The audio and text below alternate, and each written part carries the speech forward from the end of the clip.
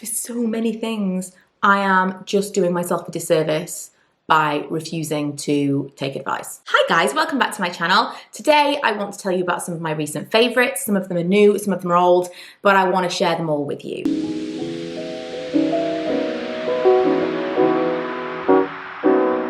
I'm wearing all of them on my face today, and the first is the No. 7 Protect and Perfect Intense, and it is a BB facial sun protection with SPF 50. Just a little disclaimer, lots of people say that SPF, when combined with other products, whether it be a makeup product like this or a moisturizer, which is also kind of like this because it's kind of like a tinted moisturizer, aren't as effective. You know, you do your own research, you make the decisions for yourself, but I've decided that if something says it's SPF 50 and I'm putting it on my face, that's okay, because it's a pain to have to work out what goes with what, and my skin doesn't necessarily enjoy lots of layered products. This is actually quite tacky as well, so I think if I put it over the top of something else, it might not work super well. I don't think it would play very well with other things, because as it is right now, it's pretty much absorbed. I have powdered a little bit, but I can still feel a little bit of stickiness in certain areas. So that's something to bear in mind, but I really like it. It gives me just a light coverage, just exactly what I want, because I'm not like a high coverage foundation kind of person, but I just want like something to even me out slightly, but you can still see my skin through it. If it wears away throughout the day, it's not the end of the world because it's not going to look all patchy and terrible. I would say that the fair shade, I would still like a lighter one than this. I'm not sure if they make a lighter one than this, but I probably would still want a lighter one than this. If you are particularly pale, this may not be for you. I find that with a lot of tinted moisturizers, they kind of err on the side of too deep or orange. But overall, I'm really, really enjoying this. I've been using this as my kind of like daily foundation.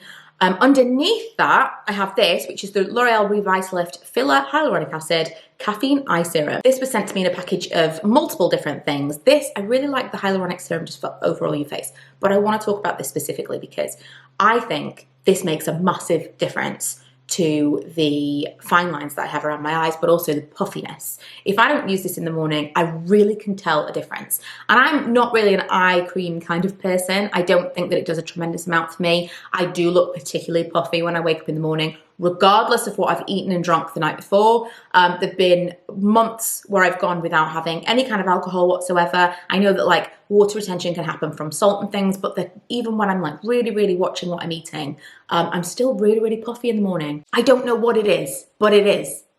So I am a really good test subject for something like this. I don't have mega dark circles, but I do have that issue. And this, again, for some people, this will be a no-no because you're basically putting this on your face and putting it straight back into the packaging. And some people are really against that. I'm not that person. But it's got these little roller balls. They're like, you know, like an eye roller that you would put in the fridge, like those kind of like skincare devices. You roll it onto your eye. It's a cooling sensation. That's nice. But I think there's something about the serum. If you were like really anti that particular applicator, I think the serum would be nice on its own. You know, like if you just like put it out onto something and use your fingertip to apply it onto your eye. The actual product itself seems to have some kind of cooling effect. And I do believe that it is temporarily filling in some of those fine lines around my eyes. I really rate that. And it is very rare for me to talk about an eye product and be like, this is really, really great. But I think that is doing something. Something I have been using for ages, but I want to mention it because I've been using it again a lot recently because it may be winter outside, but in my heart it's spring and I'm trying to summer it up. And that is something that I struggle to open with long nails. It's the Cheeks Out Freestyle Cream Bronzer from Fenty. The colour I've got is Butta Biscuit, which is 02. I like the tone. It's maybe a touch orange, but I do like the tone. I like how blendable it is. In the summertime when I've got a little bit of colour, it is a little nice, but it's not too crazy and it's quite light. I really enjoy this. It blends so nicely with a brush. I buff it out after I've put on my foundation. The reason I say this may not play super well with others is it kind of did roll up a little bit when I did that, so something to bear in mind. But I can kind of contour with this, I can bronze with this, I put it on my eyes.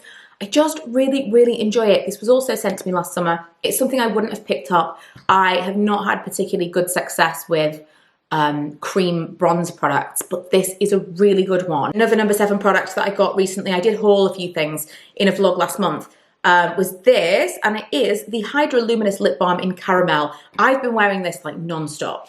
It looks like it's going to be a full-on lipstick, but it's not. In the olden days, when I used to actually leave the house and have things in my bag for every eventuality, Like now I feel, if I went out, I wouldn't have anything. Like I wouldn't have ibuprofen, I wouldn't have phone charger, all the stuff I always used to have on me at all times, I probably would be really ill prepared for. It's not a thing anymore. But if it was, this would be the lip product of choice that I would have in my handbag, because it is just a lip balm with a little bit of colour.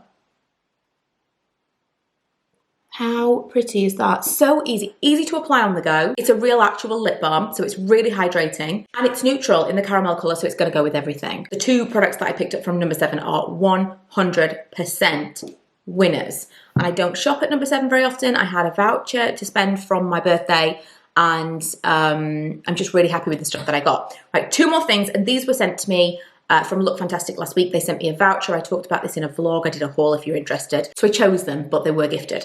So the first thing is this Ambient Lighting Powder in Diffused Light from Hourglass. Obviously, everyone's super familiar with the Hourglass Ambient Lighting Powders at this point, but I had always been a fan of Dim Light, which is quite pink. And I was looking on the website and thinking, if I was going to buy a full size, which I've never had before, I always buy the smaller ones, what shade should I actually get? Which one am I gonna use the most? And I decided that the Diffused Light was actually the best call because it's quite neutral. It looks kind of yellowy, I suppose, like a white yellowy in the pan. And even when I swatch it, it kind of has that, like a pearl. So it's gonna completely depend on your skin tone. But when I put it on the back of my hand, you can't even see it. I have it on today. I've just kind of got it on here, down my nose. It just gives me like a soft focus glow, no other highlighter or anything. I just put a little bit of powder elsewhere just to set my makeup, and then I've just got just a little very, very natural glow. Healthy and flattering and just beautiful. Super expensive, definitely a treat purchase. But I would highly, highly recommend it. I've had the Hourglass palette, I've had the mini of the Ambient Lighting Powder.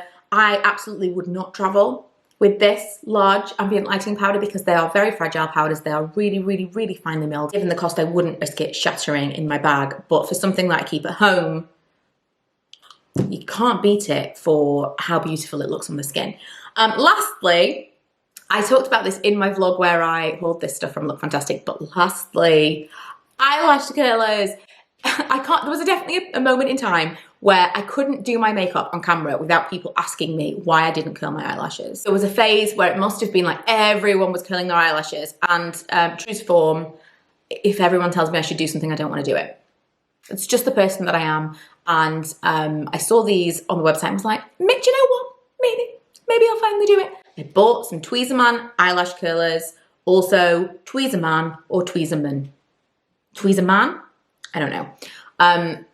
Game changer. Total game changer. I curled my eyelashes today. Can you tell? It's, as with so many things,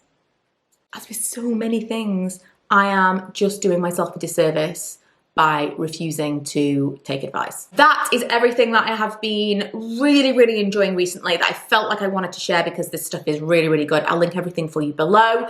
If you have any questions about anything, let me know. If you've got anything that you are really enjoying at the moment that you want to recommend to me, please go ahead. Thank you for watching. If you haven't already, don't forget to subscribe, and I will see you guys next time. Bye.